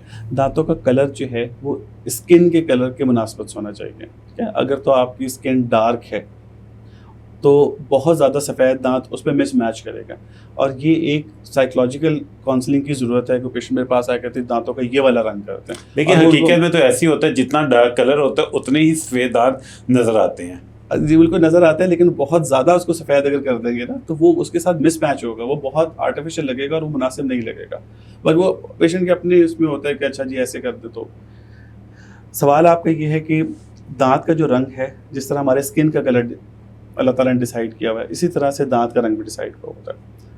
हम उसको कैसे चेंज कर सकते हैं? दो तरीके हैं, एक है एक्सट्रिंसिक और एक इंट्रिंसिक। एक्सट्रिंसिक है जैसे टूथ के सरफेस के ऊपर कोई चीज़ जम गई है तो वो स्केलिंग पॉलिशिंग के साथ जो टूथ का नेचुरल कलर है वो आ जाएगा। जस्ट लाइक दिस कि जैसे आपके चेहरे पे कोई मेकअप या कुछ ऐसे है, जब आप उसे धोएंगे तो वो साफ़ हो जाएगा, नेचुरल कलर नज़र आ जाएगा। इंट्रिंसिक का मतलब क्या है कि टूथ कलर को हम लेज़र टूथ वाइटनिंग या कोई वाइटनिंग प्रोसीजर के साथ उसको चेंज करें। अच्छा, ये जो चेंज है ये टेम्प्रेरी चेंज होता है, साल बाद 1.5 साल बाद, ये डिपेंड करता है कि आप कैसी ग़िज़ा खा रहे हैं। उसके बाद इस रंग ने वापस उस पर आ जाना है, ठीक है। मेरा जो मैसेज है आम पब्लिक के लिए कि वो ये है कि हैव अ रियलिस्टिक एक्सपेक्टेशन। बहुत से लोग अपने दांत का रंग चेंज करवाने के लिए इसके ऊपर विनियर करवा रहे होते हैं कुछ, और बहुत अननेसेसरी ट्रीटमेंट करवा रहे होते हैं कि अच्छे भले दांत हैं उनको घिसवा के या इसके ऊपर एक खौल चढ़वा लिया, जो अच्छा खासा महंगा इलाज है विनियर्स का, और सिर्फ कलर चेंज कराने के लिए, और जो देखने में लग भी मुनासिब दिखते होते हैं। तो हैव अ रियलिस्टिक एक्सपेक्टेशंस और किसी ऐसे डॉक्टर को चेक करवाएं जो उनके हक़ में बेहतर मशवरा दें। ऐसा ना हो कि जी वो कहे विनियर लगा दो तो वो चुप करके लगा दें, तो ऐसा नहीं होना चाहिए। अच्छा डॉक्टर साहब, आजकल एक और बड़ी ज़्यादती की जा रही है, ख़ास तौर पर सोशल मीडिया के ऊपर। लोगों को बताया जाता है कि एक ब्लू कलर का महलूल है, अपने दांतों पे लगा लें, जो कि इनफैक्ट ब्लीच होता है, जी। दांतों के रंगों का और उसके एनेमल का बेड़ा गर्क कर देता है। ये किस तरह की प्रैक्टिस है, इसके क्या नुकसान हैं? Highly not recommended. जो इस किस्म की चीज़ होगी, देखिए उसका वो सिर्फ दांत पे तो एक्ट नहीं कर रही, वो गम के ऊपर भी एक्ट कर रही है, वो मुंह के अंदर जाने के भी चांसेस होते हैं। तो वो केयर जो एक प्रोफेशनल एनवायरनमेंट में एक डेंटिस्ट अपने सामने बिठा के कंट्रोल्ड वे में ब्लीचिंग कर रहे होते हैं, उसमें और इसमें बहुत नेगेटिव इम्पैक्ट है। पहले तो देखिए, सेल्फ मेडिकेशन या सेल्फ ट्रीटमेंट जो है, मैं इसके बहुत अगेंस्ट हूँ। ये सबसे ज़्यादा जो कॉम्प्लिकेशंस क्रिएट कर रहा होता है और सबसे ज़्यादा काम ख़राब कर रहा होता है। आप खुद से कुछ यूज़ करना शुरू करें, उसका एब्रेसिव एक्शन होगा, वो उसको मज़ीद डैमेज करेगा। तो अगर आप डायरेक्टली सोशल मीडिया से कोई चीज़ बाय करके यूज़ करना शुरू कर देते हैं तो it's a big no for it. अच्छा डॉक्टर साहब, कलर की हमने बात कर ली, लेकिन अक्सर जब लोग स्केलिंग करते हैं, दांतों की मुख्तलिफ तरह की ट्रीटमेंट्स करवाते हैं, तो उन्हें सेंसिटिविटी के इश्यूज़ होना शुरू हो जाते हैं। वैसे भी जनरल होते हैं सेंसिटिविटी के इश्यूज़, और जब आप दांतों को सफ़ेद करवाने के लिए स्केलिंग करवाते हैं फिर भी होना शुरू हो जाते हैं। क्या ये सेंसिटिविटी होना एक बीमारी है और इसकी क्या हल क्या है, इसकी क्या ट्रीटमेंट? अच्छा, स्केलिंग के बाद सेंसिटिविटी होना इज़ एब्सोल्युटली नॉर्मल। होता क्या है कि आपके दांत के ऊपर कुछ गंद जमा होता है जिसकी वजह से आपको ठंडा या गर्म नहीं लग रहा होता। अब हमें उस जो उसके सरफेस के ऊपर चीज़ जमी हुई है वो तो हमें उतारनी है, वो नहीं उतारेंगे तो गम ख़राब होंगे। जब हम उसका ट्रीटमेंट करते हैं तो टूथ का नेचुरल कंटूर या नेचुरल स्ट्रक्चर वापस आ जाता है। जब वो जैसी नेचुरल आता है तो खाने पीने या उसके साथ आपको ठंडा गर्म लगता है। उसका बहुत सिंपल सा इलाज है, डीसेंसिटाइजिंग पेस्ट बहुत से अवेलेबल हैं, कॉलगेट, सेंसोडाइन, या कोई प्रोफेशनल ज़्यादा है तो वो आप यूज़ करें चंद दिनों के लिए और वो नॉर्मल हो जाएगा। लेकिन पहली चीज़ जो समझने की ज़रूरत है कि स्केलिंग और पॉलिशिंग के बाद ठंडा गर्म लगना कुछ दिनों के लिए इज़ वेरी नॉर्मल। अच्छा डॉक्टर साहब, मुझे ये बताएं, टूथपेस्ट के हवाले से बात हो रही है, अक्सर ये मिसकंसेप्शन पाया जाता है कि बाज़ टूथपेस्ट के अंदर ऐसे अनासर या ऐसे चीज़ें पाई जाती हैं जिनकी वजह से कैंसर होने का ख़तरा होता है, और अक्सर मना किया जाता है कि ये टूथपेस्ट आप यूज़ ना करें। इसके हवाले से क्या हकीकत है? अच्छा, ये बड़ा साइंटिफिक सवाल किया है कि इस चीज़ को जानना कि इस चीज़ के साथ कैंसर हो रहा है, ये बहुत मुश्किल है, क्योंकि कैंसर होने, मुंह के कैंसर होने की बहुत सी और वजूहात भी हैं। तो सिर्फ ये डायग्नोज करना कि टूथपेस्ट की वजह से हो रहा है, ये टेक्निकली एक रिसर्च क्वेश्चन है कि जो मुश्किल इसमें होगा। अच्छा, सिंपल आंसर इज़ नो। अगर आप किसी भी अच्छे ब्रांड का यूज़ करें जहाँ पे आपको पता है कि इंग्रेडिएंट जो हैं वो उसके अंदर वही हैं, तो इसके चांसेस बहुत कम हैं। और अगर आप ये डर लेके बैठ गए कि कैंसर ना हो जाए फिर तो आप पेस्ट यूज़ करना ही बंद कर देंगे, तो वो तो बहुत ही इसमें नेगेटिव चला गया। कोई कोक ड्रिंक या कोई और ऐसी चीज़ हो जो आप मना करें हो जाए, किसी को पेस्ट से आप नहीं मना करते। अच्छा डॉक्टर साहब, दांत साफ करने का क्या तरीकाकार होता है? अक्सर लोग कहते हैं कि सुबह उठ के दांत साफ करें, कुछ कहते हैं कि नाश्ते के बाद दांत साफ करें, कुछ लोग कहते हैं कि दांत के साथ साथ जुबान को भी साफ करें, जी, और बिल्कुल। अक्सर कहा जाता है कि रात को सोने से पहले दांत साफ जी, करें। बिल्कुल। आप मुझे ज़रा प्रॉपर रहनुमाई फरमा दें कि किस तरह दांतों को साफ रखा जाए। अच्छा, पहली बात ये, कब हमने साफ़ करना चाहिए? नाश्ते के बाद और रात को सोने से पहले। जब आपने रात को सोने से पहले किए तो आप कंफर्टेबली नाश्ता कर सकते हैं, कोई प्रॉब्लम नहीं है। नाश्ते के बाद क्यों? क्योंकि वो आप नाश्ते के बाद जो चीज़ें रह गई हुई हैं वो भी साथ में क्लियर हो जाएं। अच्छा, किस तरीके से बहुत बड़ा जो एरर है वो ये कि अगर आप हैप्पीज़र्डली और रैंडमली ब्रश करेंगे तो टूथ सरफेस की बहुत सी ऐसी चीज़ें रह जाएंगी जो आपने साफ़ ही नहीं की होंगी। इसकी सिंपल एग्जांपल है हैंड वॉशिंग टेक्निक। अगर आप प्रॉपर हैंड वॉशिंग टेक्निक के साथ आप हाथ साफ़ करें तो आपको खुद फील होगा कि हर तरीके से क्लियर हुआ है। इसी तरह जब आप प्रॉपर रिकमेंडेड वे के साथ दांत साफ़ करेंगे तो आपको खुद फील होगा, इवन कि आप, मैं कहूँगा इस पर रिसर्च भी अवेलेबल है कि 40% टूथ सरफेस एरिया क्लीन होने से रह जाता है। तो ये आपने ब्रश भी किया और अगर आपने प्रॉपर तरीके से ब्रश नहीं किया तो 40% तो एरिया आपको बाकी रह गया। करना आपके तीसरे पार्ट पे आता है, कैसे करना है। पूरे मुंह को 4 क्वाड्रेंट्स में डिवाइड कर लें, upper left right, lower left right. किसी भी एक साइड पे 3 उसके तरफ, एक गाल वाली तरफ, एक ज़बान वाली तरफ और एक चबाने की तरफ। किसी एक साइड को आप कैटेगोरिकली फोकस में लें कि मैं अभी सिर्फ अपर लेफ्ट साइड पे कर रहा हूँ मिसाल के तौर पे, और उसकी मैं चीक वाली साइड पे कर रहा हूँ। तो 2 angles right angle to each other, सादा ज़बान में कहें तो इस तरीके से भी करना है और ऊपर नीचे भी करना है ताकि प्रॉपर कोई चीज़ रह ना जाए। लोग और तो small कैसे गोल round गोल घुमा हाँ के जी, करें उसको, ताकि- अच्छा हमारा ऑब्जेक्टिव ये है कि 2 angles right angle to each other, उसको एक प्रैक्टिकली सिंपल करने के लिए स्मॉल राउंड सर्कल्स की फॉर्म में ले लेते हैं तो ये ज़्यादा इजी हो जाएगा। अदरवाइज आप एक एंगल ये है और एक एंगल ऊपर नीचे वाला है, तो इसको एक प्रैक्टिकल फॉर्म क्या होगा, स्मॉल राउंड सर्कल्स की फॉर्म में कर लें। थोड़ा सा ब्रश को टेढ़ा कर लें। टेढ़ा करने पे क्योंकि आपका फोकस रहे मसूड़े वाले 1/3 हिस्से के ऊपर, जिंजाइवल 1/3 यानी कि गम वाले में, क्योंकि जो ऊपर वाले 2/3 हिस्सा है वो तो चीक मूवमेंट के साथ साफ हो जाएगा, उस पर आपको फोकस करने की ज़रूरत नहीं है। सॉफ्ट ब्रश यूज़ करना है, ठीक है। मीडियम मैं रिकमेंड करता हूँ। सॉफ्ट रिकमेंड किया जाता है जहाँ मसूड़ों की बीमारियाँ हों, गम इन्फ्लेम कर रहे हो, कुछ बीमारी है तो वहाँ सॉफ्ट डॉक्टर की हिदायत पे होता है, वरना medium is the standard practice. Brush को टेढ़ा कर लें, मसूड़े वाली साइड पे कर लें और फील करें कि रेशे जो हैं वो गम के अंदर जाते हुए फील हो रहे हैं। पहली बात। दूसरी मोस्ट इंपॉर्टेंट है कि जब आप दांत साफ़ कर लेंगे तो उनकी वो सरफेस जो एक दूसरे के साथ टच कर रही है वो तो साफ़ नहीं हुई, तो इसलिए फ्लॉस भी उतना ही ज़रूरी है जितना कि सिंपल ब्रश करना। आप बहुत अच्छे तरीके से ब्रश कर लेंगे लेकिन वो सारी सरफेसेस रह जाएंगी, इसके लिए साथ आपको फ्लॉस का यूज़ करना भी ज़रूरी है, और फ्लॉस भी एक प्रॉपर तरीके के साथ की जाए, ऐसा ना हो कि आप गम को ज़ख्मी कर लें। फ्लॉस करते हुए ऑब्जेक्टिव क्या है कि आपने टूथ की वो साइड क्लियर करनी है, ना कि डायरेक्ट मसूड़े में ले जाना। अच्छा डॉक्टर साहब, इसी हवाले से हम बात करते हैं तो अक्सर मैंने देखा है कि हमारे बच्चे आजकल ना इलेक्ट्रिक टूथब्रश का यूज़ करते हैं, तो आपके ख्याल में आम टूथब्रश बेहतर है, जो इलेक्ट्रिक टूथब्रश होता है वो ज़्यादा अच्छे तरीके से सफाई करता है? ज़ाहिरी बात है, इलेक्ट्रिक टूथब्रश जो है वो उसकी एफिकेसी और एफिशिएंसी ज़्यादा है। प्रॉपर कंपनी का हो, रेशियोज़ के सही हों, ब्रांडेड चीज़ हो, तो इसके इफेक्ट उससे ज़्यादा है। और प्रॉपर उस, अच्छा ब्रश आप यूज़ करें, देखिए आपने पोजीशन तो उसको खुद ही करना है, तो अगर आप प्रॉपर पोजीशनिंग के साथ करें तो ये ज़रा ज़्यादा ईजी जाता है। वैसे इलेक्ट्रिक टूथब्रश इज़ डिज़ाइन कि जो हैंडीकैप पेशेंट हैं, जो उनके हाथ या मूवमेंट है उसमें, उनके लिए मैंडेटरी हैं, लेकिन अगर आप प्रॉपर टेक्निक के साथ ब्रश करें तो simple brush can work out as equal as electric, but just ease out your life, कि आपको खुद नहीं करना पड़ता। अच्छा डॉक्टर अब साहब, इतनी भी वर्जिश ना करें हाथ के साथ तो फिर क्या है। अच्छा डॉक्टर साहब, हमारे यहाँ कॉन्सेप्ट पाया जाता है कि माशा एक सुन्नत नबी सल्लल्लाहु अलैहि वसल्लम भी है कि मसवाक ज़्यादा बेहतर तरीके से सफाई करती है, तो आप मुझे बताएं कि मसवाक ज़्यादा बेहतर है या टूथपेस्ट के साथ दांत साफ करना ज़्यादा बेहतर है? One line answer, for sure brush is much better than मिसवाक, क्योंकि जो आपके रिक्वायरमेंट है ब्रशिंग उसमें, तो देखिए ना पहले ज़माने में, उस ज़माने में टूथ ब्रश अवेलेबल नहीं थे तो वो तो लिमिटेशन थी। अब जैसे जैसे टेक्नोलॉजी एडवांस कर रही है तो उस वक्त तो अवेलेबल ही सिर्फ इस मिसवाक थी, लेकिन मैं भी इसको प्रैक्टिस करता हूँ। मैं ब्रश तो करता था लेकिन नमाज से पहले अगर मिसवाक कर लें तो बहुत अच्छी बात है, in addition to the brushing कर लें। But at far as the efficacy is concern, the brush and the electric brush are much efficient as compare to the मिसवाक। अच्छा डॉक्टर साहब, अब बात करते हैं कीड़े की। जो दांतों में होता है, उस कीड़े की असल में हकीकत क्या है और ये कीड़ा और कैविटी क्या चीज़ होती है? जी, बहुत अच्छा सवाल आपने पूछा। जब दांतों में मीठा रह जाता है तो मुंह के बैक्टीरियाज उस मीठे को इस्तेमाल करते हैं और कुछ एसिड प्रोड्यूस करते हैं जो दांत के स्ट्रक्चर को घुलाना शुरू कर देता है, डिसइंटीग्रेट करना शुरू कर देता है और आहिस्ता आहिस्ता ये पेनिट्रेट होना शुरू करता है। ये कोई कीड़ा ऐसी चीज़ नहीं है कि कोई जो है बहुत बड़े साइज़ का कीड़ा है जैसे बच्चों को डरा रहे होते हैं वो, ये ख़ास किस्म के बैक्टीरियाज हैं जो टूथ स्ट्रक्चर के अंदर पेनिट्रेट करते चले जा रहे होते हैं और इनकी ग़िज़ा होता है मीठा। इसीलिए हम कहते हैं कि जी मीठा कम इस्तेमाल करें या मीठा खाने के बाद जो है वो आप फ़ौरन ब्रश कर लें, क्योंकि ये बैक्टीरियाज मीठा ही इस्तेमाल कर रहे होते हैं।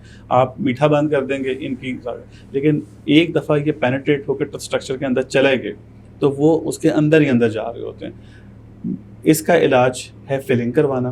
फिलिंग कराने में क्या होता है कि जो टूथ स्ट्रक्चर डिके हो चुका होता है उसको रिमूव किया जाता है और उसको रिप्लेस कर दिया जाता है आर्टिफिशियल मटेरियल के साथ, जिसको फिलिंग मटेरियल कहते हैं। अगर आपने इसको इग्नोर किया, स्टार्ट में पेनलेस होता है, लेकिन जैसे जैसे वो बढ़ता जाएगा वो ये सेंसिटिविटी, सबसे पहले सेंसिटिविटी का सिम्टम देगा और फिर यकदम आपको जो है कोई एक वेकफुल नाइट होगी और उस रात को आप सो नहीं पाएंगे और इसका मतलब है कि वो पल्प इन्वॉल्व कर गया।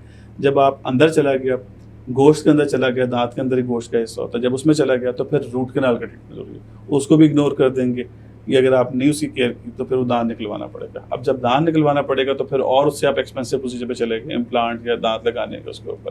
तो अगर आपने इसको बचाना है तो सिंपल एक इलाज करें कि जब आपको कीड़ा लगना शुरू हो, समटाइम मैंने कहा ना इनिशियल फेज पे ये बिल्कुल पेनलेस और एसिम्प्टोमेटिक है, तो आप डॉक्टर को चेक करवाएंगे, वो उसको डायग्नोज करके फिलिंग कर देगा। तो जब भी डॉक्टर आपको कह के फिलिंग करा ले, चुप करके ना आप फिलिंग करा लें, अदरवाइज 2-4 साल आपने उसको इग्नोर किया तो बहुत लंबे चौड़े खर्चे में पड़ जाएंगे आप। अच्छा डॉक्टर साहब, पाकिस्तान के अंदर आपकी माशाल्लाह इतना टाइम हो गया प्रैक्टिस करते हो, आप एक सीनियर ऑर्थोडोंटिस्ट हैं, मुझे बताएं क्या कोई स्टडी ऐसी अवेलेबल है जो बताए कि पाकिस्तान में कितने % लोग हैं जो कि दांत रेगुलरली साफ़ करते हैं? क्योंकि मैंने अपनी रूटीन प्रैक्टिस में देखा कि अ लॉट ऑफ पीपल जिन्होंने पूरी ज़िंदगी में कभी दांत साफ़ ही नहीं किए होते। जी बिल्कुल, ऐसे लोग भी हमें मिलते हैं कि जो कभी नहीं किए हुए होते। लेकिन अगर आप कहें कि प्रॉपर टेक्निक से जो दांत साफ़ नहीं करते, वो आप समझे कि 95 से 98% लोग ऐसे हैं जो कि प्रॉपर ब्रशिंग टेक्निक्स के साथ साफ़ नहीं कर रहे होते। अगर ये मेरी बात, अगर कोई बंदा प्रॉपर ब्रशिंग के साथ दांत साफ़ करे और फ्लॉस यूज़ करता रहे तो उसको पूरी ज़िंदगी में मरते दम तक कोई दांत की बीमारी नहीं होने वाली, अनटिल अनलेस कोई कैंसर या कोई सिस्ट या कोई और उसको मसले मसाइल ना हो जाए। जो कॉमन दांत की बीमारियां हैं, मसूड़ों की बीमारियां हैं, केरीज है, उसमें वो कभी भी नहीं होगा अगर सिर्फ दांतों की सफाई अच्छी रखें, फ्लॉस करते रहें, रेगुलर चेकअप कराते रहें, कुछ जो होने वाला है प्रिवेंटिव ट्रीटमेंट कराएं, तो कुछ भी ज़रूरत पेश नहीं आएगी। अच्छा डॉक्टर साहब, बहुत कॉमन प्रॉब्लम है जो कि इंटरपर्सनल कम्युनिकेशन के ऊपर भी बड़ा इम्पैक्ट करती है, इंसान के मुँह से बू आना, उसके अंदर दांतों का कितना रोल होता है, इसकी क्या ट्रीटमेंट है आपके ख्याल में? जी मोस्ट कॉमन, अच्छा सांस से स्मेल आना, इसकी बहुत सारी कॉजेज़ हैं।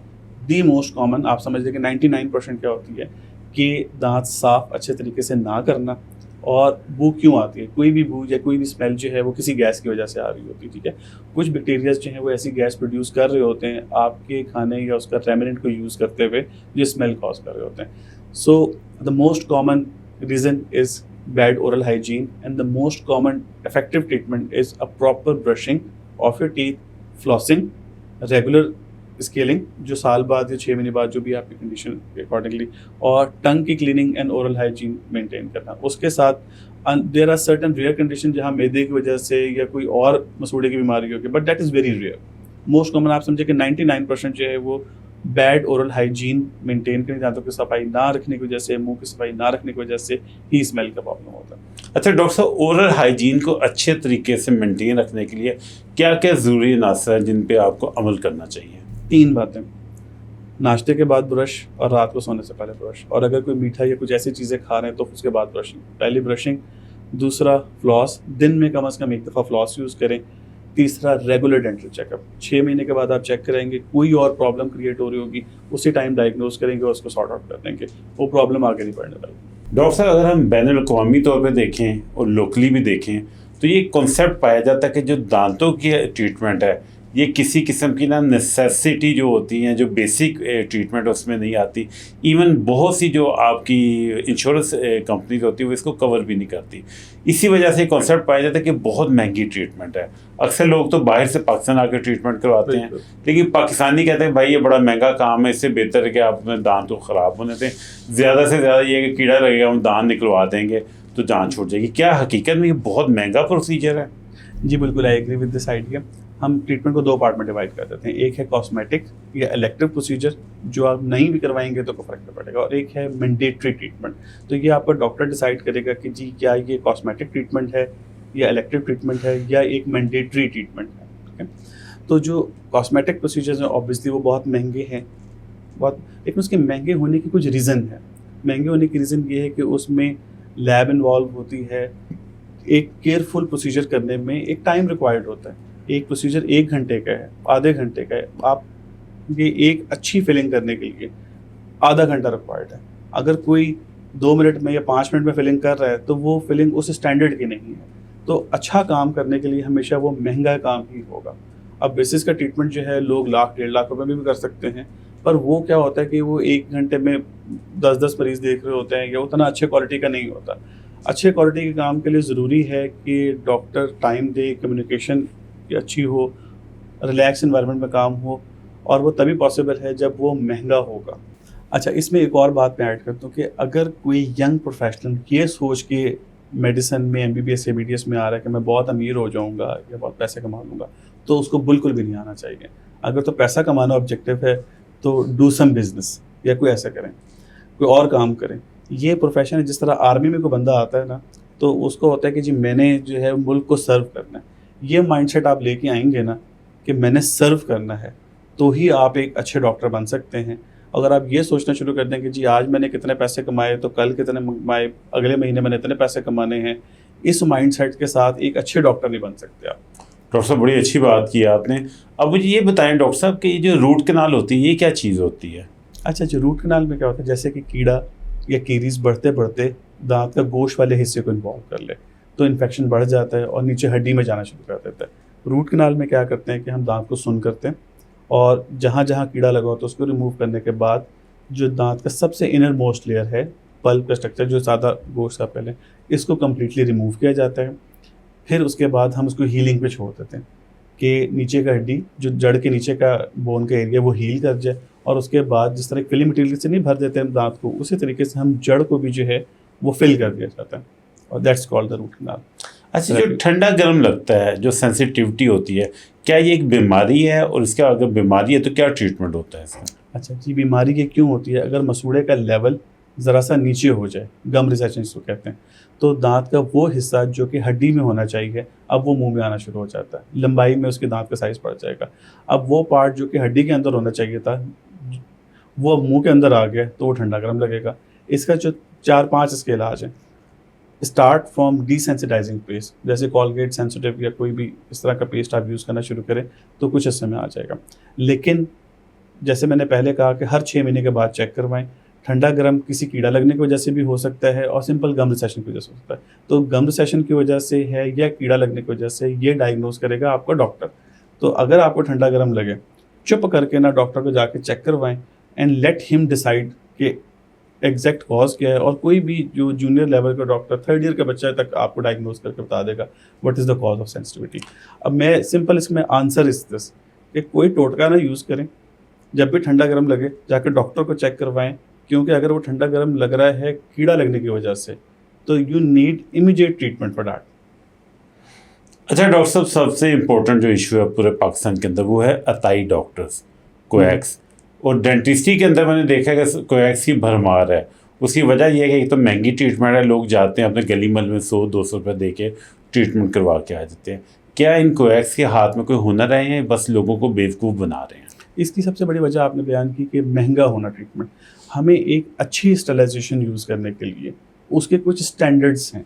जब उन स्टैंडर्ड्स को हम मीट करते हैं तो उसकी कॉस्ट ऑटोमेटिकली बढ़ जाती है। एक अच्छा ऑटोक्लेव खरीदें, फिर उसमें बिजली इन्वॉल्व है, कमर्शियल यूनिट उसके ऊपर चल रहा है, एक बंदा आपको क्लिनिक में डेडिकेट करना पड़ता है, तो और जो पाउचेस यूज़ हो रहे हैं उसकी एक सबकी कॉस्ट इन्वॉल्व है। अब जो अताई डॉक्टर हैं, या जो बंदा ये सारा प्रोसेस ही यूज़ नहीं कर रहा, वो इंस्ट्रूमेंट इस्तेमाल हो, उसने धो के दोबारा यूज़ कर लिया, तो उसकी तो सारी कॉस्ट बच गई। तो वो कॉस्ट बच गई तो उसके लिए पॉसिबल होता है कि वो कम पैसों में भी आपका इलाज करते हैं। लेकिन आप खुद समझदार है, बिल्कुल कॉमन सेंस की बात है कि जी, जब एक इंस्ट्रूमेंट पहले किसी और पे यूज़ हुआ है, उसको हेपेटाइटिस है, हर 11वें 12वें मरीज़ को तो आपका हेपेटाइटिस है, तो वो आप अपने इलाज करवाने के चक्कर में 100-200 में दांत निकलवा लिया, तो कैसे पॉसिबल है कि 100-200 में जो इंस्ट्रूमेंट यूज़ किया है वो स्टरलाइज्ड हो प्रॉपर तरीके के साथ, या एक प्रॉपर ऑटोक्लेव के साथ।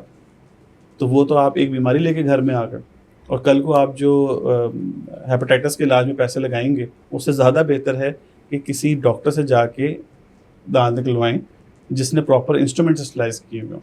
अच्छा डॉक्टर साहब, दान निकलवाने की तो आपने बात कर ली, अब दान लगाने की तरफ आते हैं। हमारे माशरे में मिसकंसेप्शन पाया जाता है कि अक्सर इंसानों को, गरीब लोगों को गधे और घोड़े के दांत लगा दिए जाते हैं। क्या गधों और घोड़ों के दांत इतने कॉमन है, और क्या वो बुरा नहीं मनाते कि उनके दांत इंसानों को लगा दिए जाते हैं? ये सिर्फ एक मजाक लतीफ़े के तौर पे भी है कि जानवरों के दांत लगा दें, ऐसा बिल्कुल भी मुमकिन नहीं। उसकी ना होने की ज़रूरत, एक तो साइज़ में फ़र्क, दूसरा ये कि जो आर्टिफिशियल टीथ हैं वो या कंप्यूटर या उस तरीके से बन रहे होते हैं, वो पॉसिबल ही नहीं है कि किसी लेकिन और सर, जो उसके लोग बाद- गली मोहल्ले में बैठे हैं, सड़क पे बैठे दांत कर रहे हैं, दंदान साज जो हैं, उनके लिए तो कंप्यूटर इस्तेमाल करना कोई इशू ही नहीं है। वो भी नहीं लगा सकते, वो लगा नहीं सकते। उसके लिए भी जो आर्टिफिशियल, वो सस्ते वाले एक्रेलिक के टच यूज़ कर लेते हैं, जो बहुत महंगे नहीं है, मैं उसकी कॉस्ट बता सकता, लेकिन वो इतने सस्ते होते हैं, तो वो उससे भी सस्ता चीज़ यूज़ कर लेंगे। यानी ये चीज़ लतीफ़े की ये हद सिर्फ तक है, इसका लतीफ़े की हद हकीकत से तक है। कोई हाँ जी, ताल्लुक बिल्कुल नहीं है। बिल्कुल, ये किसी गधे घोड़े के दांत लगा देना, ये सिर्फ लतीफ़े की हद तक है, ऐसा मुमकिन ही नहीं है। जी। अच्छा डॉक्टर साहब, मुझे ये बताएं, आप तो टोटकों के बहुत ख़िलाफ़ हैं, लेकिन आपकी जो अपनी मल्टीनेशनल कंपनी है, जो बड़े बड़े ब्रांड्स हैं, वो भी हर चीज़ पे, हर टूथपेस्ट के ऊपर लिखते हैं कि यहाँ तो इसमें मसवाक है, या हर टूथपेस्ट के अंदर लौंग का वो जिक्र करते हैं। जी बिल्कुल। लौंग दांत की ट्रीटमेंट के लिए कितना इंपॉर्टेंट है, उसकी क्या वैल्यू है? अच्छा, वो एक ना सूदिंग इफेक्ट उसके साथ आता है, गम के ऊपर उसका पॉजिटिव इम्पैक्ट होता है, और उसका एक सूदिंग इफेक्ट होता है कि कहीं अगर कीड़ा लग रहा है, सेंसिटिविटी है, या कुछ पल्प जहाँ से एक्सपोज है, वो उसको थोड़ा सा आराम या रिलीफ दे देता है। अच्छा, अगर हम दांतों की बात करें तो डेंटिस्ट्री ज़माना कदीम से प्रैक्टिस के अंदर है। इवन देखा गया है कि मम्मीज़ के अंदर भी सोने के दांत निकले हैं। ये सोने का दांत लगाया जाता है, इसकी क्या हकीकत है, इसके क्या बेनिफिट्स होते हैं? अच्छा, सोने का दांत अभी भी लगाया जाता है। जिस तरीके से मेटल से कास्ट करते हैं, तो बहुत से पेशेंट होते हैं की डिमांड भी होती है कि जी हमें यहाँ पे सामने डिज़ाइन के स्टाइल के तौर पे सोने का दांत जो है वो अभी भी बन सकता है। सोने का एक ऐसा मेटल है जिसको हम शेप दे सकते हैं, जिसको हम शेप मॉडिफाई कर सकते हैं। तो सोने का दांत लगना आज भी प्रैक्टिस में, और ज़माने के कदीम से भी प्रैक्टिस में था, क्योंकि ये एक ऐसी धात है जिसको हम शेप में लेके आ सकते हैं, जिसको हम कास्टिंग कर सकते हैं, जिसको हम इजीली हैंडल कर सकते हैं। और दूसरा सबसे अच्छी बात, ये बायोकम्पैटिबल है। बायोकम्पैटिबल मतलब मुंह में लगी रहेगी तो कोई उससे एलर्जिक रिएक्शन या कोई इरिटेशन नहीं होती। अच्छा, मैंने वैसे भी सुना कि सुन्नत नबी पाक सल्लल्लाहु अलैहि वसल्लम भी है कि एक जो साहबी थे, उन्होंने शायद चांदी का दान लगाया था, बुआ नशो हो गई थी, तो आप सल्लल्लाहु अलैहि वसल्लम ने रिकमेंड किया था कि सोने का दान लगा दिया जाए। जी बिल्कुल, बिल्कुल सही। जैसे मैंने कहा कि सोने का जो है वो बहुत अच्छा बायोकम्पैटिबल है, यानी कि अगर मुंह में लगा रहेगा तो वो इरिटेशन कॉज नहीं करता। अच्छा डॉक्टर साहब, आखिरी सवाल के जाते हुए मैं आपसे पूछना चाहता हूँ कि जो दांत का दर्द होता है, बहुत शदीद दर्द होता है, लोग 2 दवाइयाँ खाते हैं, एक एंटीबायोटिक लेते हैं, एक पेन किलर ले लेते हैं, फिर रिलीफ मिलता है, फिर वो बैठे रहते हैं, फिर 2 महीने बाद प्रॉब्लम होती है, बार बार एपिसोड होती रहती है। इसका प्रॉपर ट्रीटमेंट क्या होता है? इसका प्रॉपर ट्रीटमेंट है कि जब भी पहला दर्द स्टार्ट हो, फ़ौरन जाकर रूट कनाल करवा लें। अदरवाइज़ अगर आपने रूट कनाल करवाने में भी डिले किया, और जो आपने बातें की कि जी एपिसोड हो रहे हैं, तो एक एपिसोड पेन फ्री कैसे हो जाता है? पस पड़ जाती है नीचे, जो पस फट जाती है वो मुसलसल ड्रेन कर रही होती है। अब अगर आप 2 महीने के बाद आएंगे तो रूट कनाल करवाने के बावजूद चांसेस 50-50 हैं। पहला दर्द हुआ, रूट कनाल करवाएंगे, चांसेस 90-95% है। 2-4 महीने आपने लटकाए रखा तो फिर कामयाबी के चांसेस 50-50 से भी कम चले गए। अच्छा डॉक्टर साहब, फिर दांत निकालना ही पड़ेगा। डॉक्टर साहब, बचपन में हम देखते थे कि डेंटोनिक करें, पाउडर होता था, उंगली के साथ लोग दांत साफ करते थे। उसके बाद आहिस्ता आहिस्ता कमर्शलिज्म आया तो हम टूथ पाउडर की तरफ से टूथपेस्ट के ऊपर आ गए। आज मैं देख रहा हूँ लोग दोबारा से टूथ पाउडर की तरफ जा रहे हैं। क्या टूथपेस्ट से सफाई बेहतर होती है, टूथ पाउडर के साथ सफाई बेहतर होती है? फॉर श्योर टूथपेस्ट के साथ, ठीक है, क्योंकि पाउडर जो है वो उंगली के साथ यूज़ कर रहे थे, और उंगली के साथ वो सारी ब्रशिंग टेक्निक्स जिसका मैंने भी आपसे जिक्र अब किया, तो वो- ब्रश के साथ भी यूज करना वो शुरू कर नहीं, दिया। Not recommended. Okay. Paste is much better then the powders. अच्छा डॉक्टर साहब, एक और बड़ी इंपॉर्टेंट चीज़ है, कहा जाता है कि कोयला, नमक, बेकिंग सोडा, ये चीज़ें दांतों की सफाई के लिए बड़ी अहम होती है, क्या इनकी इंपॉर्टेंस है? आप यूज़ कर सकते हैं अगर पेस्ट अवेलेबल ना हो, बट इसमें इशू क्या होता है कि इनके अब्रेसिवनेस जो है, वो कोयला या नमक है उनकी, वो टूथ के सरफेस को डैमेज कर सकते हैं, रगड़ सकते हैं, घिस सकते हैं। पेस्ट के अंदर एक कंपनी जो एक इसकी शायद इन्हीं चीज़ों को यूज़ कर रही होगी, लेकिन इसकी मिकदार, इसका तनासब इस तरीके से सेट करते हैं जो साइंटिफिकली डिसाइडेड होता है।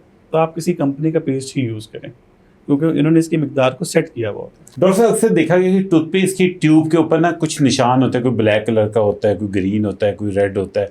तो कहा जाता है कि जिसके ऊपर ब्लैक कलर हो, प्योर केमिकल होता है, वो नहीं यूज़ करनी चाहिए, जिसके ऊपर ग्रीन निशान हो वो यूज़ करनी चाहिए। इसमें क्या हकीकत है? ये आपके सवाल में इसका जवाब है। क्या ऐसा मुमकिन है कि कोई ब्लैक डॉट लगा के कंपनी उसको बेचे और सबको पता हो कि ये ब्लैक डॉट वाला यूज़ नहीं करना? लेकिन अक्सर मैंने खुद भी देखा है कि वो होता है, इस ग्रीन मार्क भी होता है और ब्लैक मार्क भी होता है at the end of the tube.